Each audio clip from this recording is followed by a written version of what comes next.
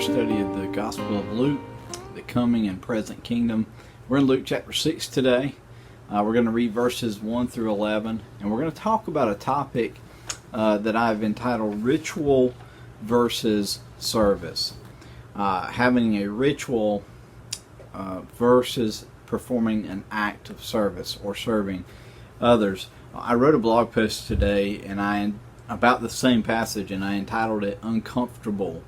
You can find that on danielmharding.com if you're curious and want to see it. But it was around this same idea of what Jesus brings to the table and how Jesus changes things and how he changes us if we'll allow him to. And so just a quick reminder about the Gospel of Luke.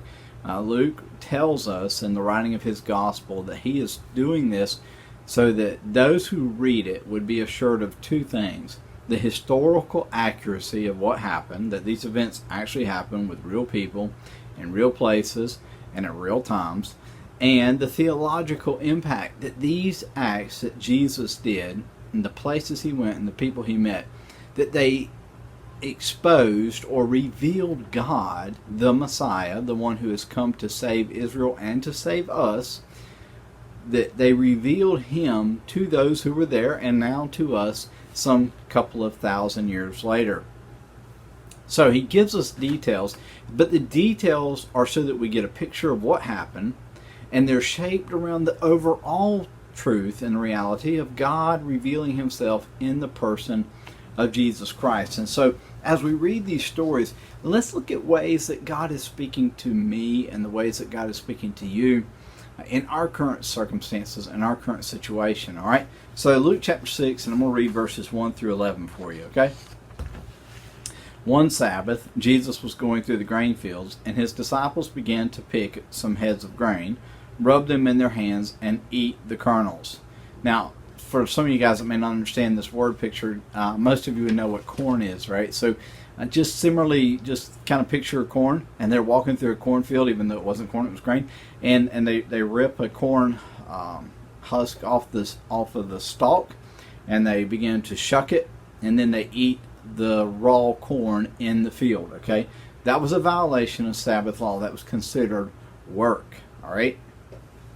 Some of the Pharisees asked, "Why are you doing what is unlawful on the Sabbath? You can't do that." And here you are, supposed to be a spiritual leader, Jesus. You're a rabbi. You have a group of people following you. You have 12 people following you, which is a sign that you're a teacher and leader in Israel. You have some of the 12 tribes following you. And you're allowing your disciples to do this. Come on, you can't do this. This is wrong. Jesus answered them, "Have you never read what David did when he and his companions were hungry? He entered the house of God, and taking the consecrated bread, he ate what is lawful only for priests to eat, and he gave also to some to his companions. Then Jesus said to them, 'The Son of Man is Lord of the Sabbath.' On another Sabbath he went into the synagogue and was teaching, and a man was there whose right hand was shriveled. The Pharisees and the teachers of the law were looking for a reason to accuse Jesus. So they watched him closely to see if he would heal on the Sabbath." Makes me think that the guy was there for a particular reason. Maybe they were trying to trap Jesus. But Jesus knew what they were thinking, and he said to the man with the shriveled hand, "Get up and stand in front of everyone." So he got up and stood there. Then Jesus said to them, "I ask you, which is lawful on the Sabbath, to do good or to do evil, to save life or to destroy it?" He looked around at them all and then said to the man, "Stretch out your hand." He did so, and his hand was completely restored. But the Pharisees and the teachers of the law were furious and began to discuss with one another what they might do to Jesus. Let's talk for a minute about some ritualistic spiritual things that we do. Okay, some of the ritualistic spiritual things that we do is we show up for church on Wednesday. This is Wednesday. We show up for church on Wednesday night. That is a ritualistic spiritual thing to do. Not anything wrong with it, but it's ritualistic. Okay, we show up at 11 o'clock on Sunday mornings. We have Sunday school at 9:45, or we did when prior to the last 7 or 8 months when we have not met as we normally would. Okay, there are some ritualistic things that we do. All right. We dress particularly usually certain ways when we show up for church. On a Sunday morning, people dress a particular way. On a Sunday night, maybe they dress a particular way. On a Wednesday night, they may dress in a particular style. For example, on a Sunday morning, as a general rule, I wear a suit coat. I do. All right? That is a ritualistic thing that I do.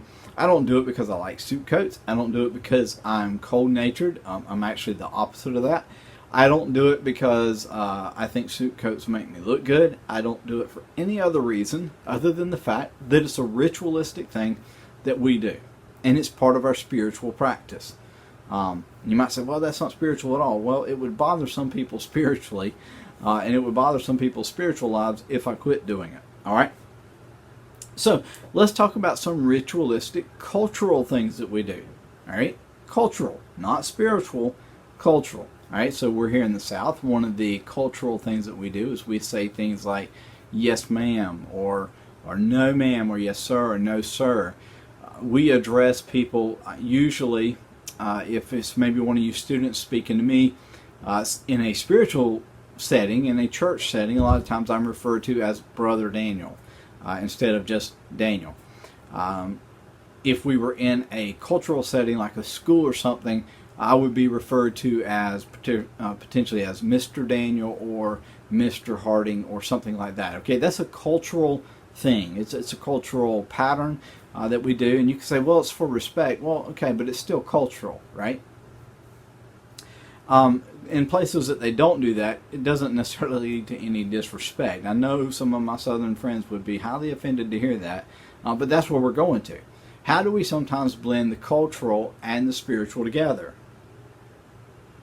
How do we sometimes blend a spiritual ritual and a cultural ritual together? Well, I've heard people say that if a kid won't say yes ma'am, no ma'am, yes sir, no sir, then that kid has a proud spirit or a rebellious spirit. Now, I get it if you're a kid and you're running around refusing to say yes ma'am or no ma'am or yes sir or no sir, but I have nieces and nephews and they're raised way up in those states up north, okay? And they don't say yes ma'am or no ma'am or yes sir or no sir. That doesn't make them disrespectful. It doesn't make them any less, spiritual than somebody down in the South who says it out of habit and out of just teaching and design. All right, so what happens is this. When our culture and spiritual, when we merge the two, and they merge, I don't care where you're at in the world, they merge. When we merge the two, we usually defend culture and tradition from a spiritual standpoint. All right, let me say that again. When our cultural distinctions, yes ma'am, no ma'am, yes sir, no sir, merges with our spiritual distinctions, respect, we usually defend our cultural traditions from a spiritual standpoint. And we make it all about performing for God. And I'm going to give you some really tough ones here that are so obviously wrong in the 21st century that it should just scare us as to what we're doing in the 21st century that is very similar. For example, 1700s, 1800s, in the United States of America, from pulpits, preachers would defend the enslavement of other people. Not only would they defend the enslavement of other people, they would defend the enslavement of other people specifically based on their ethnic or racial backgrounds. All right? Now, because that's to kick back at all my people that say, well, the Bible has stuff about slavery. Yeah, sure, absolutely. But the slavery that was happening in the United States of America was based solely on ethnic and racial lines, and it was specifically, for one thing, economic gain. All right, that was the whole purpose of it. That's why people were drugged from their country and brought here. I mean, this was defended from a spiritual standpoint. So fast forward, and I'm just going to keep it right on the racial edge because we need to think through this, okay? I need to think through this. You need to think through this. Fast forward to the 1940s, 1950s, 1960s, in a period where America began to re-examine what it meant to treat people equally or what it meant to be treated equally. Once again, we defended cultural distinctions which said that this person with this type of skin and this ethnic background can stand in this line, and this person with this type of skin and this ethnic background has to go stand in this line. We defended that from a spiritual standpoint. Now, what is this saying to us?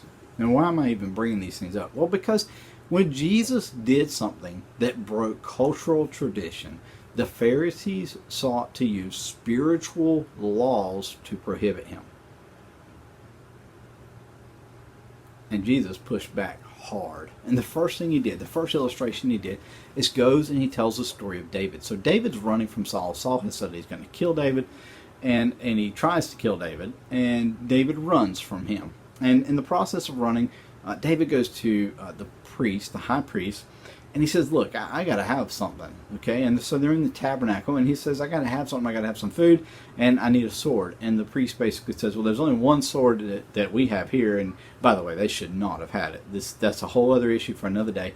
But the priest says, I have a sword here, but it's Goliath's sword, and, I guess you can have that. And he said, but I don't have any bread.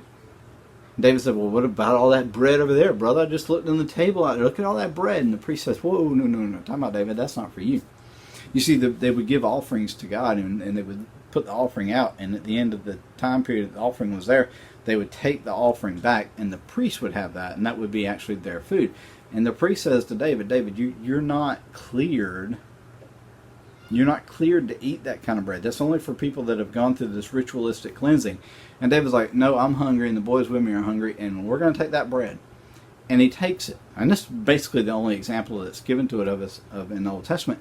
And so Jesus, thousands of years later, says, hey, when David took that bread, he's like, that was the right thing to do. He was hungry. He needed food. My disciples are hungry. They're walking in this field. They see the food. They get it, and they eat it. And when he does that, he says here, you guys think that the Sabbath is about you performing something for God. But the Sabbath is a day of rest. It's a method of living. It's a way of setting aside and honoring who God is. And so he's like this. The whole point of this thing was not for man to serve, not for man to elevate, but for the good of man. He says, so when David saw that bread there, yes, it was preserved for the high priest, but David's life was in danger. The men who were going with him, their life was now in danger because they were fleeing with him, and they were hungry, and they needed food, so they took the food that was there. And Jesus says that was absolutely the right thing to do. All right? So what does that mean for us? Well, I just want us to stop and go back to the cultural issues. Because for the Jews, this is where they were at. And so Jesus says to the Jews, it's just an opportunity for them to reconsider what they refused to consider. And I think that's how often that I think of things only from my viewpoint, only from the way I experienced it, only from the way I saw it, and only from the way it made me feel. For example, I'm thinking of parades right now, right? And I have never liked lights and sirens and stuff. But I understand it's part of a parade, right? And so you stand there on the sidewalk and you're looking down, and you have this 3 or 4 or 5, maybe a 10-minute period as you listen to the cars and the trucks approach with their lights and the sirens flashing and everything. And from my perspective, I don't like it that much, but it's okay, right? So, fun, parade. But there are people that have been traumatized, maybe because of the way their vision is, maybe because of the way their hearing is. Man, they can't handle that. They can't handle it. And so when someone says to me, I don't want to go to the Christmas parade, then I should say, well, okay. Maybe they have a particularly good reason for not wanting to go to the Christmas parade instead of just looking at it from my perspective. When somebody who's from a different ethnic background from me, or from a different racial background than me, or of a different reality than me, says to me, hey, when you say that or when you do that, that's offensive or that's bothersome, and I didn't experience life that way, then I should stop and say, okay, I need to give that some consideration. I need to listen to what you have to say. And so what Jesus is doing in this moment is, as he let his disciples eat, he is acknowledging what is happening in their life at that moment. And here's where I think this is so important. He used this opportunity to poke at the illusion that the Pharisees had. And the illusion that the Pharisees had was this. They went from a perspective that we are made to perform tasks for God. instead of the fact that we are supposed to join God in what He is doing. Okay, let me say that again. The Pharisees looked at the Sabbath as proof that they were supposed to do something for God, instead of the fact that they were supposed to join with God in what He was doing. All right, by the way, the Sabbath wasn't just a day. It was a whole ritualistic, it was weeks, it was months, it was years. On the 49th year, they were supposed to forgive all the debts. They were supposed to release all the slaves, give them back property, all those sorts of things. This was a big deal. But the Pharisees were like, well, we can't do all that, but we can keep the seventh day holy. And Jesus is like, you're missing the entire point. And I think about this for a minute. And think about all the opportunities that I have missed in joining with God because I wanted to do something for God. See, for example, I'm a dad with kids, right? But yet I have ideas in my head. I have things I'd like to do. I have places I'd like to go. Things I'd like to teach. But what's more important? Being a dad or doing something for God? What's more important? Ministering to you guys, you girls, or doing something for God? What's more important for you? Okay? Doing something that's major and big, or being obedient in your family? Learning to love and care and show compassion to others in your family. And then Jesus really exposes them. It looks like they try to trap him. They bring him into a synagogue, which was basically a religious place where they would meet and they would discuss and basically argue and debate through the Torah, the Jewish scriptures. And so they would sit, they would read, someone would read, they would give explanations, they would debate it, they would go back and forth and different things. And so Jesus steps into this one day and he has his 12 disciples with him, and it seems like he's expected because there's a man there and Scripture says he has a withered hand. He has something wrong with his hand. And Luke tells us that they did this and they were watching Jesus to see if they could catch him to heal, because once again this is work. So now he has endorsed his disciples eating on the Sabbath. That's work. Now he's going to perform a healing on Sabbath, which is once again work. And so what they're trying to do is set up proof that he's not really a good guy. That Jesus isn't a good guy. He's not from God. That he's not doing good things.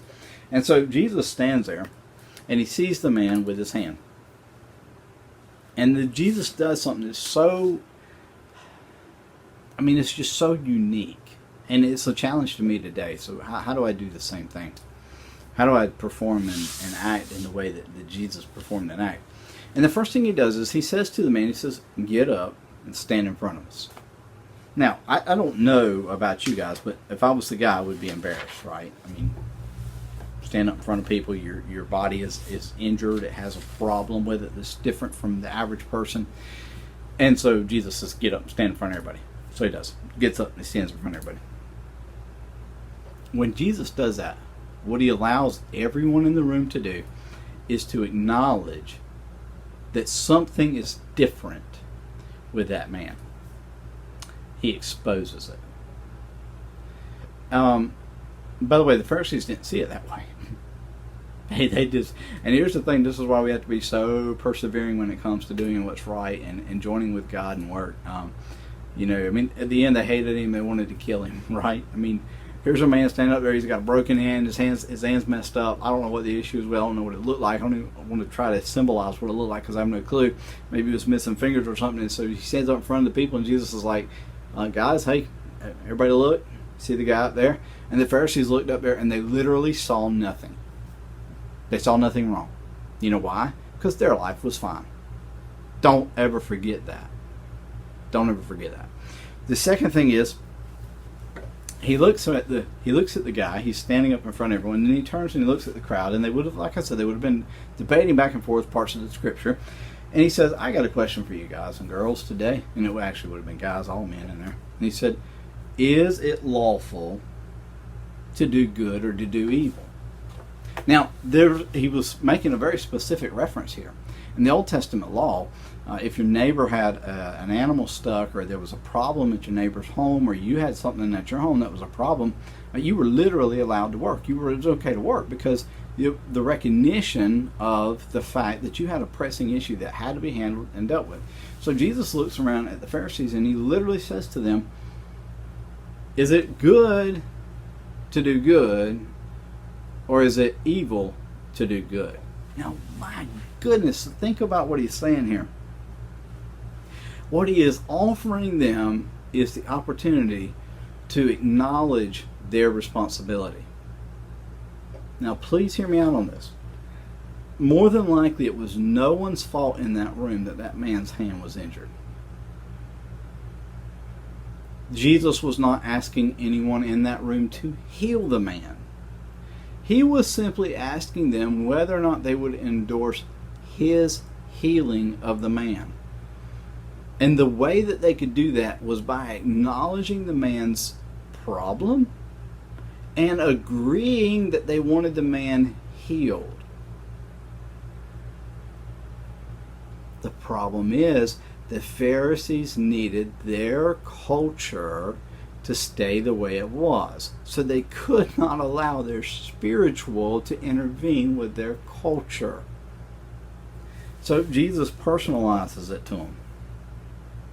And then Jesus does this, and it's so brilliant. He doesn't touch the man. He doesn't say be healed. He does nothing that can be prescribed or described as work. He simply says to the man, stretch out your hand. And literally the visual I get here is of Jesus reaching out his hand toward the man. He doesn't touch him. And saying to the man, stretch out your hand. And as the man stretches his hand out to Jesus, his hand becomes whole.